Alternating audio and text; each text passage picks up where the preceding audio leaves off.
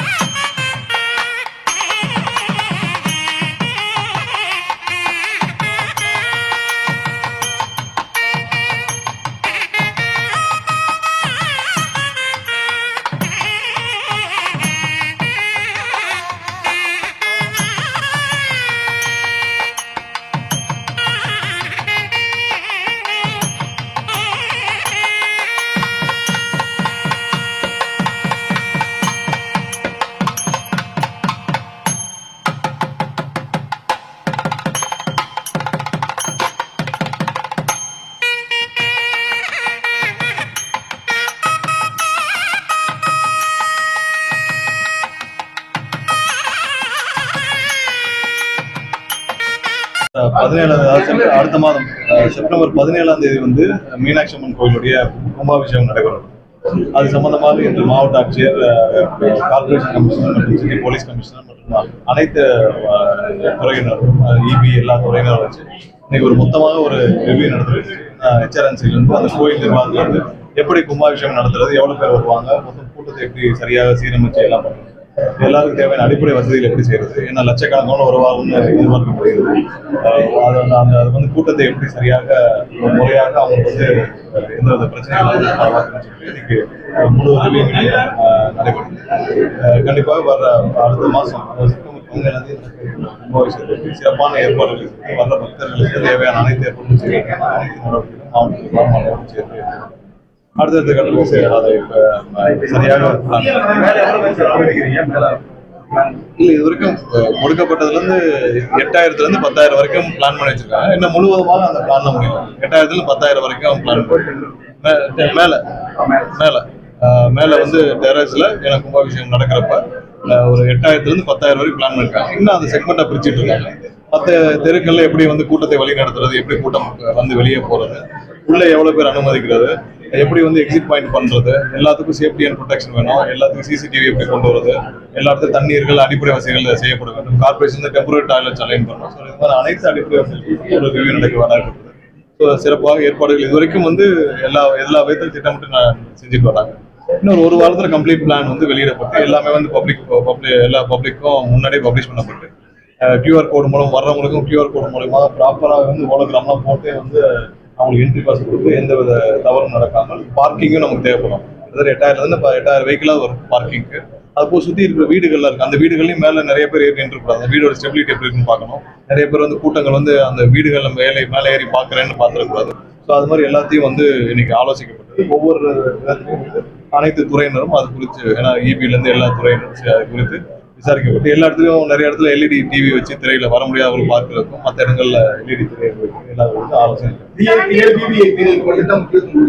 சாதாரண 8000 to 10,000 பேர் அங்கே அனுமதிக்கப்படலாம். அதுல முக்கியமான வந்து ஜட்ஜஸ், கலெக்டர்ஸ், அப்புறம் மற்ற இது வர்றவங்க, முக்கியமான இந்த கோயில் நிர்வாகத்தை சார்ந்தவங்க, 200 பேர் இருப்பாங்க.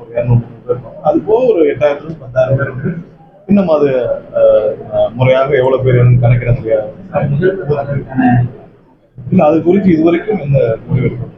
இப்போ அதுக்கு சாத்தியக்கூறு இல்லைன்னா அது வந்து அந்த சமயத்துல வேற சில ப்ரோக்ராமும் ஷெட்யூல் ஆயிடுச்சு. ஏன்னா ஏற்கனவே கூட்டம் அதிகமா இருக்கிற இடத்துல முதல்வரும் வருவது இன்னும் கூட்டத்தை அதிகரிக்கும். ஸோ அதனால அதுக்கான சாத்தியக்கூறு இப்போ வரைக்கும் இல்லை. மக்களுக்கு பாத்தீங்கன்னா தலைமைச் செயலாளரை கண்டிச்சு இன்னைக்கு தமிழ்நாடு முழுக்க ஆர்ப்பாட்டம் பண்றாங்க. குறிப்பா அந்த சுற்றறிக்கையை கண்டிச்சு வரலாறு கால அளவுல கல்லூரிக்குள்ளேயே போலீஸ் போய் மாணவர்களை அடக்குமுறை பண்ணதெல்லாம் குறிப்பிட்டு இந்த இது பண்ணாங்க. இதை எப்படி பாக்குறீங்க?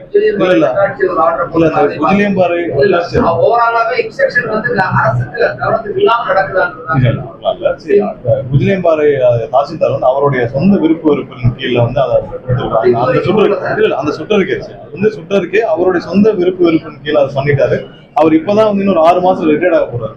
அது குறித்து நானும் வந்து சிபிஎம் தலைவர் அனைவருக்கும் ஃபோன் பண்ணி பேசினேன். ஏன்னா அவர் வந்து மாவட்ட ஆட்சியருக்கே தெரியாமல் அந்த மாதிரி ஒரு சுற்றறிக்கை அனுப்பிச்சிட்டாரு. ஏன்னா அவர் வந்து இப்போ ஆர்ப்பாட்டம் பண்றதா இருந்தாங்க, அவங்களுக்கே தெரியாம அனுப்பிச்சிட்டாரு. உடனே திரும்ப பெறப்பட்டு அவரும் இடமாற்றம் போட்டு அவருக்கு அது குறித்து அவர் மீதும் தேவையான நடவடிக்கைகளும் எடுக்கவும் பரிந்துரைக்கப்பட்டுள்ளது. மற்றது அதே மாதிரி தான். அது வந்து அரசாங்கத்திற்கு எந்தவித இந்த மாதிரியான இதுவும் இல்லை. ஒரு சில பேர் வந்து அது தவறாக அந்த மாதிரி அனுப்புறாங்க. மற்றபடி அது வந்து குஜிலியம்பாறையில உடனடியாக அது திரும்ப பெறப்பட்டு அதுக்கான நடவடிக்கைகள். அரசாங்கம் அமைய உதவிய மக்களுக்கு சட்டமன்றத்தில் பேசாம சட்டமன்றத்தினுடைய மாண்பு எதிர்கட்சி தலைவர் மாத்தி உரையாடுகிறது சட்டசபை மானிய கோரிக்கையில என்ன பேச வேண்டியோ அதெல்லாம் சட்டசபையோட நீங்க 2 மணிக்கு முடிய வேண்டிய சட்டசபை வந்து 6 மணி 7 மணி ஆகும். தேவையான அளவு எக்ஸ்டெண்ட் பண்ணி எல்லாரும் மானிய கோரிக்கையில விவாதிக்க வேண்டிய விஷயங்கள் விவாதிச்சு மற்றபடி எல்லாருக்கும் கொடுக்க வேண்டிய ஸ்பேஸ் முந்தைய காலகட்டங்கள் அதிகமாக தான் இன்னைக்கு சவாலாக இருக்கு. அதை வந்து எதிர்கட்சியும் பெருசா பாராட்டிருக்காங்க. எதிர்கட்சி என்ன சொல்லியிருக்காங்க, முன்னாடி 5 நிமிஷம் 2 நிமிஷம் 3 நிமிஷம் தான் மானிய கோரிக்கை விவாதத்தில் எல்லாத்துக்கும் பேசுறதுக்கு வாய்ப்பு இருக்கு. இப்போ 15 நிமிஷம் 20 நிமிஷம் 35 நிமிஷம் 45 நிமிஷம் தான் எதிர்கட்சியுடைய திரு ஏவாவில் எல்லாருக்கும் தேவையான வாய்ப்பு. வட்டாட்சியர் வந்து மாற்றப்பட்டாங்க. ஆனா தலைமைச் செயலாளர் கல்லூரி இணை இயக்குவோம் அவங்க மேல ஏதாவது தலைமைச் செயலாளர் அவங்க மேல இல்ல அது குறித்து முதல்வர் ஆலோசிச்சு இப்ப தேவைப்பட்டால் கண்டிப்பாக அதுல என்ன நடவடிக்கை எடுக்குமோ எடுப்போம். ஆனா அது வந்து கண்டிப்பாக அரசுக்கு அதன் உடன்பாடு இல்லை. அதுல ஆரோக்கியமான விவாதங்களை தவிர்த்துட்டு இதெல்லாம் ஏற்படுகிறா சார் சட்டமன்றத்துல இதெல்லாம் பேசலாமா சார்? அதுலதான் என்ன கான்ஃபிளிக்ட்னா சரி காங்கிரஸ் மாநில கூட யோசிக்கிறாரு. இது எப்படி புரிஞ்சுக்கிறதுல சிசிஎம்பி எல்லாம் வந்து இல்ல குஜிலியம்பாறை விஷயத்துல அதாவது உடனடியாக சொல்லியாச்சு. கல்லூரி விஷயத்துல என்னன்னா இது இன்னும் வந்து கவர்னருடைய மேற்பார்வையில் நடந்திருக்கு. கல்லூரியில நம்ம வந்து எஜுகேஷனா மாநில பட்டியலை கொண்டு வரணும் நம்ம பல காலமா போராட்டு இருக்கோம். கல்லூரியில யூனிவர்சிட்டிஸ் எல்லாமே வந்து பாத்தீங்கன்னா கவர்னர் கட்டுப்பாட்டுல இயங்கிட்டு இருக்கு. அதுல பல சிக்கல்கள் இருக்கு. நிறைய இடத்துல இன்னொரு ஜனவரி மாசம் வந்துச்சுன்னா நமக்கு எந்த யூனிவர்சிட்டிலுமே வைஸ் சான்சலர் இருக்க மாட்டாங்க. அதுக்கு நிறைய முயற்சிகள் எடுக்கப்பட்டிருக்கு. எல்லாம் சீரமைக்கிறதுக்கான நிறைய முயற்சிகள் எல்லாம் டெம்பரரி ஸ்டாஃப்ஸ் எந்த அட்மினிஸ்ட்ரேட்டிவ் லெவலில் எந்த ஸ்டாஃப்ஸும் ஃபில் பண்ண முடியாத சூழ்நிலை நிறைய விஷயத்துல எனக்கு கான்வெகேஷன் நடக்கல, சர்டிஃபிகேட் கொடுக்க முடியல, நிறைய குளறுபடிகள் நிறைய விஷயங்கள் இருக்குது. கண்டிப்பா அதை வந்து மாநில பட்டியலில் கொண்டு வரணும் தான். அப்பதான் நமக்கான முழு கட்டுப்பாடு இருக்கும். அப்பதான் வந்து முழு அளவுல நம்மளோட கட்டுப்பாடு சொல்றேன். உள்ளூர் செய்திகள் முதல் உலகச் செய்திகள் வரை தெரிந்து கொள்ள மதுரை முரசு சேனலை சப்ஸ்கிரைப் செய்யுங்கள்.